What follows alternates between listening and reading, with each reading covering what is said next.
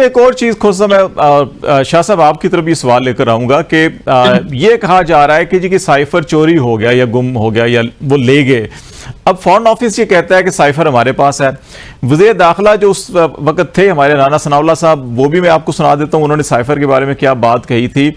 और फिर उसके बाद अगर आ जाए कि जी कि प्राइम मिनिस्टर हाउस की कॉपी शायद जो पॉइंट्स थे वो नहीं है, तो वो फिर दूसरी नेशनल सिक्योरिटी कमेटी मीटिंग हुई तो उसके अंदर फिर किस चीज़ के ऊपर डिबेट हुई थी सारी। अगर पीएम ऑफिस की उस वक्त कॉपी गायब होगी तो ये एक 6 महीने 8 महीने बाद ये पता चला। तो राना साहब क्या कह रहे हैं साइफर के बारे में कि चोरी हुआ नहीं हुआ, महफूज है गैर महफूज है, वो सुन लेते हैं फिर आगे बात बढ़ाते हैं।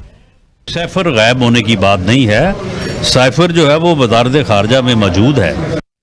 जी, ये राना साहब ये कह रहे हैं कि मौजूद है साइफर। तो साइफर अगर मौजूद है तो एफआईआर में ये कहना है कि चोरी हो गया, गुम हो गया या वो ले गए, तो फिर वो क्या चीज लेकर गए हैं? ये भी बड़ी इंटरेस्टिंग बात है। साइफर चोरी हो ही नहीं सकता, it's a coded message inside a computer. और दूसरा, क्या इसमें कोई ऐसी नेशनल सिक्योरिटी इंप्लीकेशंस थी? इसमें एक फॉरेन मुल्क के एक डिप्टी सेक्रेटरी साहब ने आपके मुल्क के वजीर आजम को तड़ी लगाई हुई है, और वो आपने बैठ के डिस्कस किया नेशनल सिक्योरिटी कमेटी की मीटिंग में, जहां सारे फौजियों ने बैठकर ये कहा कि ये ब्लैटेंट इंटरफेरेंस है पाकिस्तान के अंदरूनी मामलात में। और ये दूसरी और अमेरिकी सफीर को डिमाश भी किया गया ना सर, स्ट्रॉन्ग डिमांड किया गया कि ये ऐसा नहीं कर सकती कोई फॉरेन गवर्नमेंट। और हमने क्या किया उसके बाद, जो आखिरी इमरान खान साहब की कैबिनेट मीटिंग हुई हुकूमत की while he was the prime minister, इस डॉक्यूमेंट को डीक्लासिफाई कर दिया गया। That means it's no longer a secret document, even if we were to assume कि ये कोई डॉक्यूमेंट है। मैं शाह साहब की तरफ ही आता हूं। शाह साहब, एक बुनियादी सवाल हर पाकिस्तानी सोचता है कि अगर पाकिस्तान को ये पैगाम भेजा जा रहा हो कि हम आपकी हुकूमत को ख़त्म होना चाहिए, नहीं हुई तो फिर हम ये करेंगे या वो करेंगे, तो चीफ एग्जीक्यूटिव ऑफ पाकिस्तान को क्या इतना भी इख्तियार नहीं है कि वो पब्लिक खड़ा होकर कह सके जी हमें धमकी दी जा रही है? और धमकी तो दी गई, उसको हमने एडमिट किया, एक दफ़ा नहीं 2 दफ़ा एडमिट किया हमने, और हमारी नेशनल सिक्योरिटी कमेटी ने एडमिट किया, हमने उनको एहतजाजी मरासला भी दिया। नंबर 1 ये, और नंबर 2 ये कि अभी ये जिस किस्म के एलिगेशन लग रहे हैं कि जी चोरी कर लिया गया, कभी कहते हैं चोरी हुआ नहीं है, सिर्फ उसकी कॉपी ले गए हैं वो, और कॉपी भी खुद साहब कह रहे हैं और कैबिनेट मीटिंग के अंदर तो डीक्लासिफाइड करके उसको स्पीकर को, प्रेसिडेंट को और चीफ जस्टिस ऑफ पाकिस्तान को भी भेजा गया था। तो फिर इसके अंदर ऐसा कौन सा जुर्म आपको नजर आता है? ऐसा है कि ये क्लासिफाइड डॉक्यूमेंट होता है, और जब भी कोई साइफर आता है उसे डीकोड करके प्राइम मिनिस्टर ऑफ पाकिस्तान और चीफ ऑफ आर्मी स्टाफ, इसी तरह जो आपके वजीर खारजा साहब हैं, इन सारों को भिजवाया जाता है। वो इसको देखते हैं और फिर उसके बाद रूल्स के मुताबिक वो इसको या तो जाया कर देते हैं और रिपोर्ट दे देते हैं कि हमने जाया कर दिया, या वो वापस सबमिट करा देते हैं। ये रिस्पॉन्सिबिलिटी होती है इन तमाम बड़े ओहदों की, ये रोज का काम है। अब रह गई बात ये कि अमेरिका ने तड़ी लगा दी और प्राइम मिनिस्टर उसे लेके जलसे में आ गए। इससे पहले हेनरी किसिंजर का एक खत दे के भुट्टो साहब भी आए थे, आज ये भी आए हैं। अमेरिका के साथ इस मुल्क का बहुत बड़ा ये मसाइल है। लियाकत अली खान साहब के दौर में हम अमेरिकन कैंप में गए हैं और आज तक हम उसकी जो नुकसानात हैं उसको भुगत रहे हैं।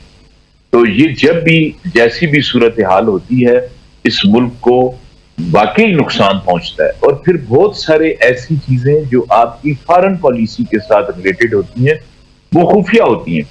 अगर उन्होंने आपको भिजवाया था तो आप उनको डिमाश करते, आप उसको जो तरीकाकार है वो करते। बेसिकली तो ये उन्होंने सियासी फायदा उठाने के लिए साइफर का ये इशू उठाया था, और फिर जो कुछ भी हुआ उसके बाद आपके सामने है सारी सूरत हाल।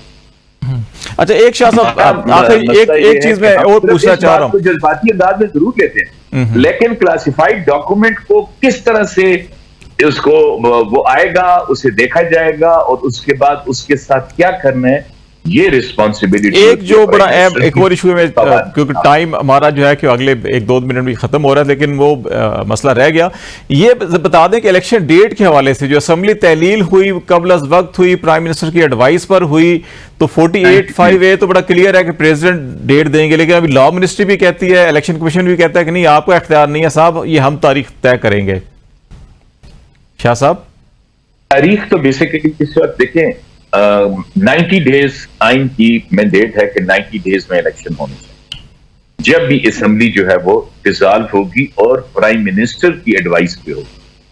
वो 58(2) भी था कि जब प्रेसिडेंट असेंबली डिसॉल्व करते थे उनके पास ये इख्तियार था तो वो डेट भी दिया करते थे। अब कानून के मुताबिक ये डेट इलेक्शन कमीशन का अख्तियार है कि वो देंगे। प्रेसिडेंट क्योंकि स्टेट के हेड है और वो किसी भी ऑर्गन के किसी भी जो उनका चीफ है उसको बुला सकते हैं, उससे बात कर सकते हैं और उसके साथ मशावरत कर सकते हैं, लेकिन बेसिक अख्तियार जो है वो इलेक्शन कमीशन का ही है इलेक्शन डेट देने। खोसा साहब, आपकी क्या राय है कि ये 4851 का हम क्या करेंगे? सर असल तो 4851 ही है, बाकी जो है ये तो इन्होंने एक ऐसी पार्लियामेंट से एक लेजिस्लेशन करवाई है जिसमें ऑपोजिशन तो बैठी नहीं हुई थी, वन वे ट्रैफिक चल रही थी और उधर ये जो मर्जी लिखवा देते। अब इसका पार्लियामेंट का अगर 10 साल भी मुदत बढ़ा देते तो उसकी 10 साल सबऑर्डिनेट लेजिस्लेशन के थ्रू पार्लियामेंट की 10 साल मुदत तो नहीं हो जानी थी। अगर आइन में लिखा हुआ है 90 डेज तो वो 90 डेज ही है, उसको उल्टा करके देख लें 90 डेज है, सीधा करके देख लें 90 डेज है। अब देखते हैं कि ये 90 डेज में होंगे या नहीं। As far as sir the cipher is concerned, I'd like to add one more thing. ये अगर आप FIR पढ़ेंगे तो उसमें लिखा हुआ है कि ये खान साहब ने रिटेन करके एक इलीगल काम किया है। Like I said before, ये साइफर रिटेन किया ही नहीं जा सकता और ये राना सनाउल्लाह साहब ने खुद ही इसकी मनफी कर दी कि साइफर तो हमारे पास है। So ये FIR जो है ये बेस्ड ही गलत मफरूजे पे है।